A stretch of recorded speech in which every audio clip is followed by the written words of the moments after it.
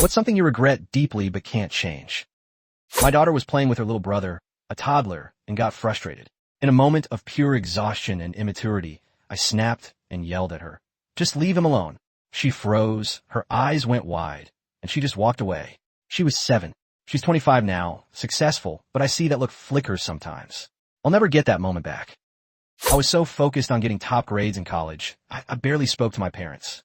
My dad called every Sunday, and I'd rush him off the phone. Can't talk, gotta study. Then, he had a massive stroke the week before graduation. He died a month later, never knowing if I'd actually made it. Those rush calls are a constant ache. My best friend told me he was struggling, really struggling. I was dealing with my own drama and brushed him off.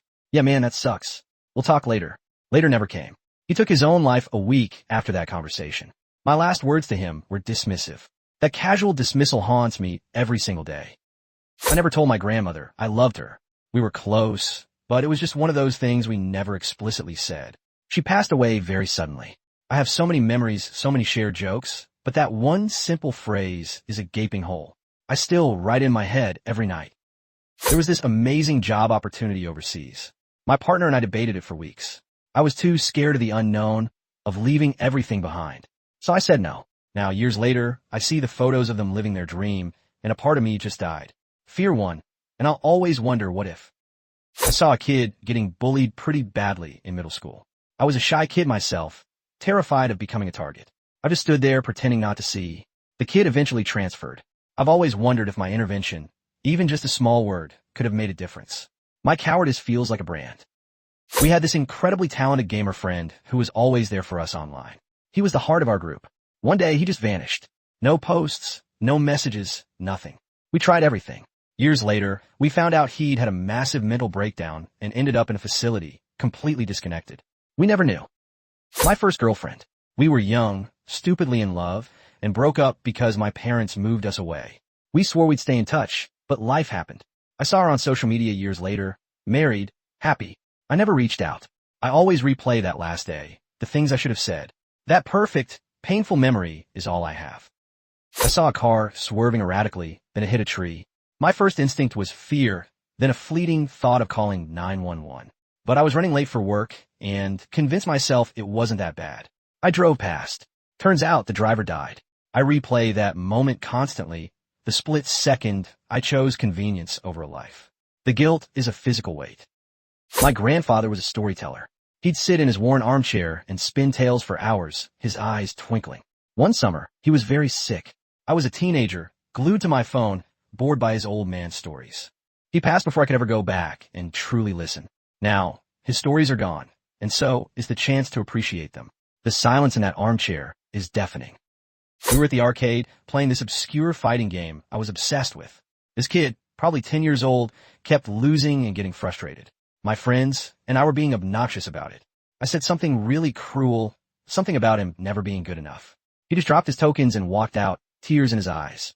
I still see his face sometimes when I close my eyes. I can't apologize now, he's long gone. My aunt, who lived abroad, always sent me letters filled with vibrant descriptions of her life. I'd skim them, reply with monosyllabic answers, more interested in my teenage dramas. She wrote about feeling lonely, about missing her family. When she passed, I found a box of unsent letters, detailing her yearning for connection. My superficial responses feel like bricks in a wall I built between us, now permanent. There was a local legend about a hidden cave, supposedly filled with treasure. My childhood best friend and I spent an entire summer searching for it. One day, we found a small, unmarked entrance behind a waterfall. My friend wanted to go in, but I was scared of getting lost, of getting in trouble. I told him it was too dangerous. He respected my decision. We never found it again, and I've always wondered what wonders or warnings lay beyond that hidden opening. He was leaving for good, moving across the country. We'd had a fight, a stupid, petty argument about nothing. I had this unsent text message typed out, a desperate plea for him to reconsider, to forget the fight. But pride got the better of me. I deleted it, thinking I'd have other chances. He never called again. That unsent text is the closest I've ever come to screaming into the void. I was a starving artist, barely making rent. This gallery owner saw my work, offered me a show, and a modest advance. I hesitated. I felt it wasn't perfect yet, that I wasn't ready for that level of exposure. I turned him down, thinking my time would come. He passed away a few years later, his gallery closing with him. My perfect never arrived, and neither did that opportunity. My dad had this incredible passion for woodworking. His workshop was his sanctuary. He tried to teach me so many times, showing me how to shape wood, the smell of sawdust filling the air. I was always more interested in video games. I make excuses, pretend I was too busy. He died suddenly before I ever really learned. Now, I look at his old tools and feel nothing but a hollow ache, a testament to a skill I was too young and too selfish to appreciate. I was a junior doctor, exhausted. A young man came in with flu symptoms, dismissed it as nothing. I saw the slight pallor, the labored breathing, but my mind was on my next patient, the overflowing ward. I told him to rest, drink fluids. He was back the next day, critically ill. Sepsis. He didn't make it. Every time I see a mild cough, I flash back to his trusting eyes. A split-second decision, a lifetime of regret. My best friend in high school was a genius. He could build anything, fix anything. He was obsessed with a local industrial complex, the abandoned chemical plant. He swore he could create a renewable energy source from the residual waste. I thought it was a pipe dream, dangerous. I laughed, mocked his crazy inventions. He stopped talking about it. Years later, I learned the plant had a hidden, explosive hazard he'd almost uncovered. I crushed his innovation out of fear and ignorance.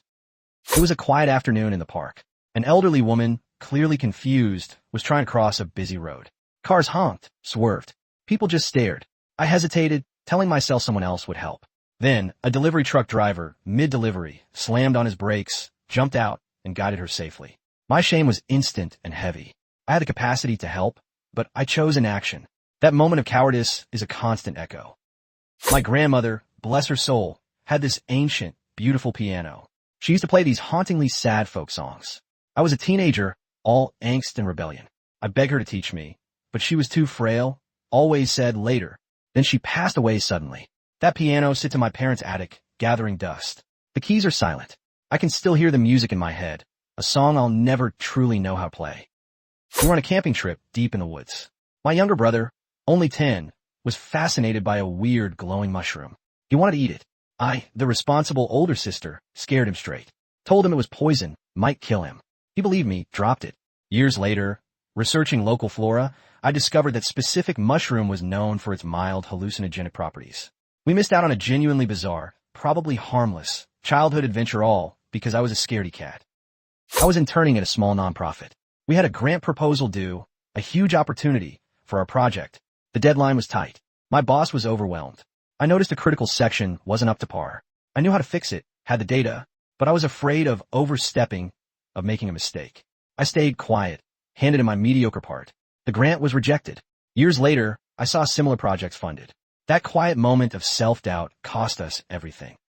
My father kept journals, filled with observations, thoughts, sketches. He rarely shared them. After he died, I found them. They were magnificent. He'd captured the world through his eyes, his feelings. I was too heartbroken to read them properly then. Now, years later, I still haven't. The thought of truly absorbing his last words, his final unfiltered self, is too much to bear. The ink is fading, and so is my chance. There was this old man, a recluse who lived by the docks. Rumor had it he was a sailor, a pirate, even. Kids dared each other to knock on his door.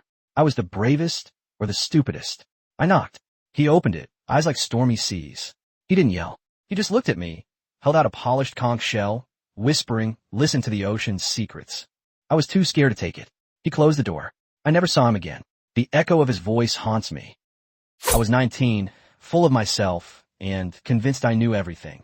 My grandfather, a Holocaust survivor, tried to share his story. He'd start, his voice trembling, and I'd fidget, eager to get back to my video games. I thought he was just rambling. Now, he's gone, and the full weight of those missed opportunities crushes me. I'd give anything for just one more hour to listen, really listen. But that time is a ghost I can never recapture. It was a stupid argument, fueled by too much cheap wine and youthful stubbornness. My best friend said something unforgivable, and I, equally immature, walked out. I swore I'd never speak to him again. The next week, he died in a car accident. I never got to say goodbye, never got to apologize, never got to mend the bridge I burned so carelessly. That silence echoes louder than any argument ever could. I pour my soul into that painting. Every brushstroke was a confession, a hope, a fragment of myself. I showed it to the one person whose opinion mattered, my mentor. He took one look, his face unreadable, and simply said, "It's not ready." I was too proud, too defensive to ask what not ready meant. I destroyed it that night. Years later, I finally understand his critique. But the original, the raw, unvarnished piece, it's gone forever. He was offering me a chance, a real chance, to join his fledgling startup. I was comfortable, safe, in my corporate cubicle. Maybe someday, I'd said dismissively, want to play it cool. Someday never came. The startup is now a tech giant. My former colleague, he's a billionaire. I still get their quarterly reports, a stark reminder of the door I chose not to walk through, the risk I was too scared to take. My mother language was Italian. I grew up bilingual, but as a child, I found speaking Italian with her embarrassing. I preferred the ease of English. I'd answer her in hurried English, cutting her off. She'd sigh, but kept speaking it. Now she's gone. I can understand Italian perfectly, but the fluency, the natural flow, the connection to her voice, that's lost. I'm left with the ghost of a language I pushed away. My great-aunt kept all her wartime letters, stacked neatly in boxes, tied with ribbon. I saw them as dusty relics. When she passed, I was more interested in the heirlooms. I threw the letters out. Years later, reading historical accounts, I realized the immense personal history I discarded. Those weren't just old papers. They were voices from the past, stories of resilience and love that I erased. A tangible piece of my family's legacy gone.